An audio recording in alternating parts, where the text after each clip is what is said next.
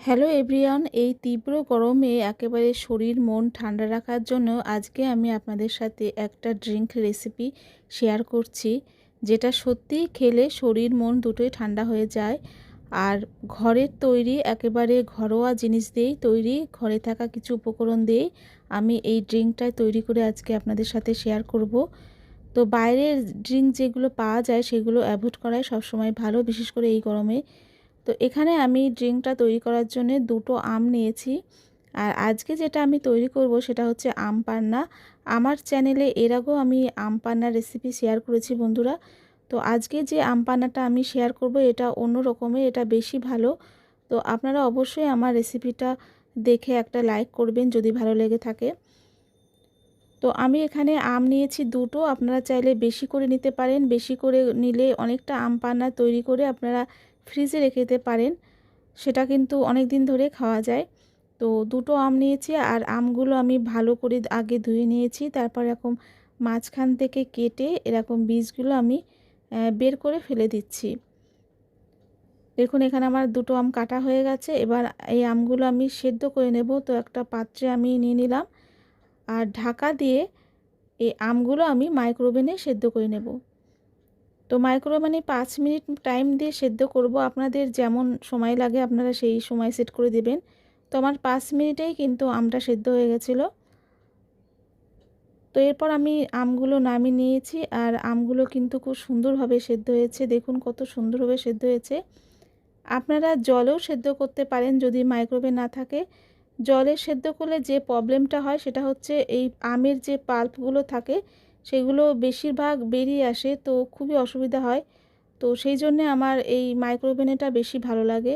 কোনো কিছুই বেরোনো যায় মানে বেরোনোর কোনো ব্যাপার থাকে না, আমগুলো একদম গোটা থাকে, অথচ মানে খুব সুন্দরভাবে সেদ্ধ হয়ে যায়। তো সেই জন্যে আমার মাইক্রোওভেনটাই বেশি ভালো লাগে। আপনাদের যদি না থাকে তো আপনারা জলে সেদ্ধ করবেন, তবে আমটাকে গোটা রেখে সেদ্ধ করবেন আর একটু কম সেদ্ধ করবেন যাতে পাল্পগুলো বেরিয়ে না যায়। আমি এর আগে যে রেসিপি শেয়ার করেছিলাম আমার চ্যানেলে সেটা আমি প্রেসার কুকারেই সেদ্ধ করেছিলাম গোটা আম, তবুও যেন মানে বাইরে বেরিয়ে গেছিলো পাল্পগুলো। একদম কম সিটি দিয়েছিলাম, তবুও যেন বেরিয়ে গেছিলো। তো এবার আমি এই আমের যে পাল্পগুলো আছে সেগুলো আমি ভালো করে এরকমভাবে চামচের সাহায্যে বের করে নিচ্ছি। এখানে দেখুন আমার সব পাল্পগুলো কিন্তু বের করা হয়ে গেছে আমের কত সুন্দরভাবে। এবার মিক্সিং জারে আমি চিনি গুঁড়ো করে নেব। তো হাফ কাপের একটু কম চিনি নিয়েছি, এটাকে আমি পাউডার বানিয়ে নিয়েছি। আপনারা চাইলে গুড় দিয়েও এই পুরো ড্রিঙ্কটা তৈরি করতে পারেন, সেটা কিন্তু বেশি হেলদি হয় গুড় দিয়ে করলে। তো এবার এই চিনির পাউডারের ভিতরে আমি আমের যে পাল্পগুলো ছিল সেগুলো দিয়ে দিলাম। চিনিটা কিন্তু অবশ্যই আগে গুঁড়ো করবেন, একসাথে কিন্তু গুঁড়ো করবেন না, তাতে কিন্তু ভালো গুঁড়ো হয় না। তো এবার দিয়ে দিচ্ছি পুদিনা পাতা একদম ফ্রেশ। আর পুদিনা পাতার ডাঁটিগুলো আমি দিইনি, শুধুমাত্র পাতাগুলো দিয়েছি। পাতা দিয়ে মানে পিউরিটা করলে একেবারে কোনো ছাঁকাছাঁকি কোনো ব্যাপার থাকে না। আর দেখুন কতটা স্মুথ পেস্ট তৈরি হয়েছে, কোনো ছাঁকাছাঁকির কোনো দরকারই পড়ে না। তো সেই জন্য আপনারা যখনই পুদিনা পাতা দেবেন শুধু ডাঁটিটা বাদ দিয়ে পাতাগুলো দেবেন। তো আমি ছোট একটা কন্টেনারে এই পিউরিটা পুরো ঢেলে নেব, নিয়ে এইভাবে ফ্রিজে রেখে দেবেন। যখনই মন চাইবে আপনারা এই পিউরিগুলো বের করে আম পান্না তৈরি করে খেতে পারবেন। বাইরে থেকে গরম থেকে ঘরে এলে ঝটপট তৈরি করে আপনারা খেতে পারবেন। বাড়িতে কেউ গেস্ট আসলেও তাদেরকে তৈরি করে দিতে পারবেন, খুবই ঝটপট হয়। তো এবার আমি আপনাদেরকে আম পান্না তৈরি করা দেখাবো। তো আমি এটা ফ্রিজে রেখেছিলাম, আমার আগে তৈরি করা হয়েছিল।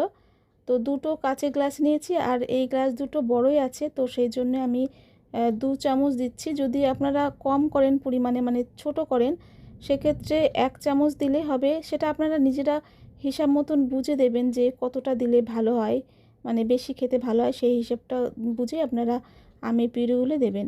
তো আমি 2 চামচ করে দিচ্ছি এক একটা গ্লাসে। আর দিয়ে দিচ্ছি বিট নুন। আমি কিন্তু আমগুলো পেস্ট করার সময় কোনো রকম নুন দিইনি, তো এখনই আমি বিট নুনটা দিচ্ছি। আর এটা হচ্ছে জলজিরা। এই জলজিরা কিন্তু মার্কেটে পাউচও বিক্রি হয় ছোট ছোট, সেগুলো আপনারা নিতে পারেন।